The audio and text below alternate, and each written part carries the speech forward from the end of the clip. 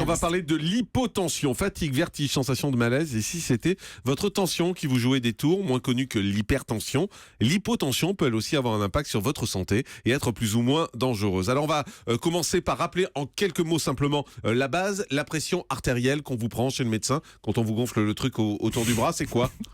C'est simplement la pression à la contraction du cœur, ce qu'on appelle la systole, et la pression à la décontraction du cœur qu'on appelle la diastole. Donc c'est la pression qui règne dans les vaisseaux par l'intermédiaire de la pression qui est envoyée. Et la moyenne, c'est quoi? Il faut avoir quoi pour être bien? Les normes standards, ça varie toujours un peu, mais disons pour avoir une fourchette à peu près, c'est 13, 8. En fait, dans notre jargon, c'est 130 mm de mercure, qui est la manière de mesurer la pression. Et à la décontraction, c'est 80 mm de mercure. Et le chiffre correspond à quoi? À la pression? À la pression quand le cœur se contracte, et à la pression quand le cœur se décontracte. C'est pour ça que vous avez deux mesures. D'accord. Enfin, c'est une même mesure, mais il y a les deux chiffres. 13, c'est la contraction.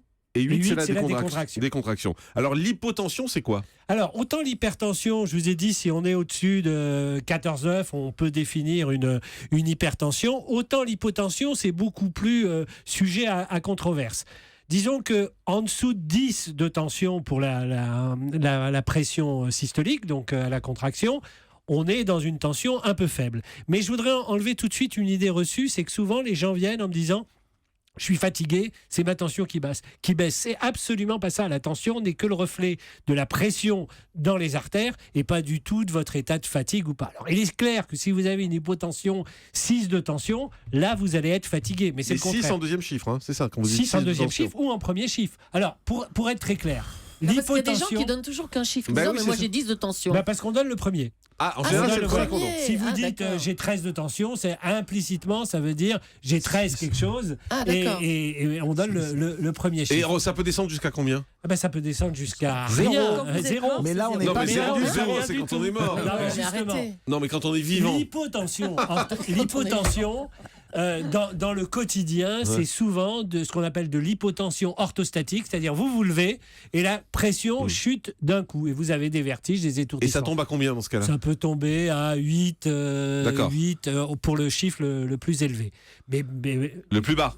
Non, le plus élevé, parce que ça fera l'hypotension, ça peut être 8,6, 8,5. Ah, le premier chiffre, vous voulez dire? Je vous donne le premier chiffre pour que. D'accord, c'est ça, on a bien compris, c'est le premier chiffre. Donc ça peut tomber jusqu'à 8. Ça peut tomber jusqu'à 8, voire 7, c'est possible. Mais après, il y a des situations dans lesquelles la tension est vraiment très très basse, mais c'est exceptionnel. C'est des situations dans lesquelles votre système nerveux est endommagé, des situations de défaillance cardiaque. Le saignement aussi, bien sûr. Bon, alors qu'est-ce qu'on fait si on a de l'hypotension? Alors, si on a de l'hypotension, la première chose, c'est de vérifier tous les médicaments que vous prenez, parce qu'il y a des tas de médicaments qui vont vous donner de l'hypotension.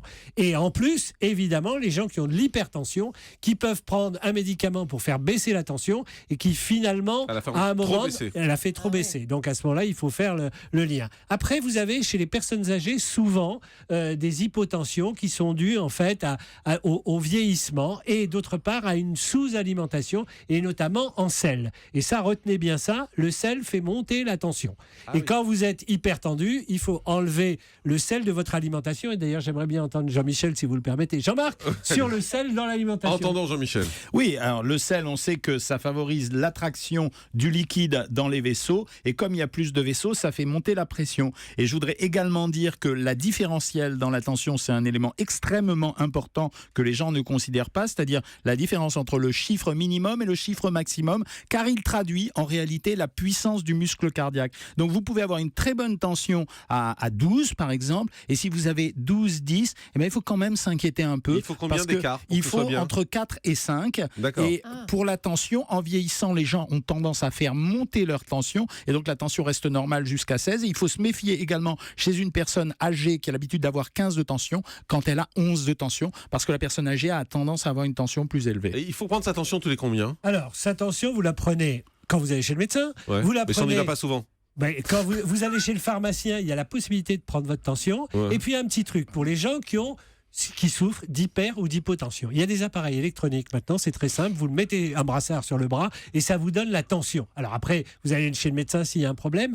Autre chose, la tension n'est pas un élément fixe, contrairement à ce qu'on croit. Moi, la plupart des gens viennent et me disent « Oh docteur, moi j'ai 13,8 de tension ». Non, vous avez une tension qui varie en fonction de ce que vous mangez, de votre activité, de votre activité cardiaque. Et ça, c'est très important à savoir. Alors, je voudrais faire une précision. Il y a quelque chose d'important qui est en train de se produire, c'est que la Commission européenne est en train de déterminer ce qui est acte médical et acte non médical. Et à l'heure actuelle, la prise de la tension va être considérée comme un acte non médical, ce qui va permettre à des sociétés comme Google notamment de mettre en place des systèmes de tensiomètre qui permettront aux gens eux-mêmes de se prendre la tension et d'avoir un contrôle, un check-in.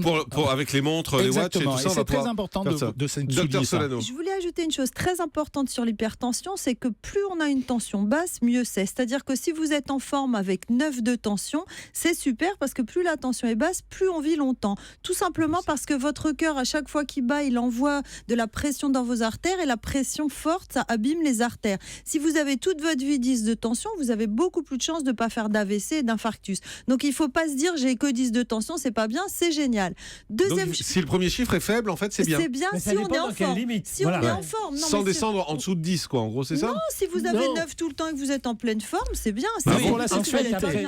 Même pour la sexualité. Tout à fait. D'accord. Vos artères sexuelles vont durer plus longtemps, jusqu'à 100 ans et plus. Alors, comme je vous disais, la tension, il faut la reprendre à plusieurs reprises. Mais même quand nous, on la prend au cabinet, s'il y a une anomalie, on la reprend 3 fois. On fait 3 mesures pour être certain. Ah oui. Et il faut un certain temps de repos, au moins assis, voire allongé, pour avoir une véritable mesure de tension. Donc, on la prend plusieurs fois. Et après, on va évidemment voir tout le reste de la problématique cardiaque, c'est-à-dire ausculter le cœur pour voir s'il bat, comme le disait Jean-Michel, avec suffisamment de force, si le pouls est perceptible, etc. Donc, mais plus on vieillit, mesure parmi d'autres. Plus on vieillit, plus la tension évolue ou plus elle reste la même ? En général, plus elle monte, puisque vos artères sont plus rigides, qu'il y a des calcifications, les artères sont plus, donnent plus de pression, puisque le sang qui circule a plus de mal à circuler. Mais le stress, par exemple, ça fait monter la tension ? Ça peut faire monter la tension, mais disons que c'est pas la situation la plus courante. Vous pouvez avoir des variations de tension immédiates. Si je vous fais peur, vous allez avoir une montée, une poussée d'adrénaline et une montée de tension. Mais ce qui compte, c'est la tension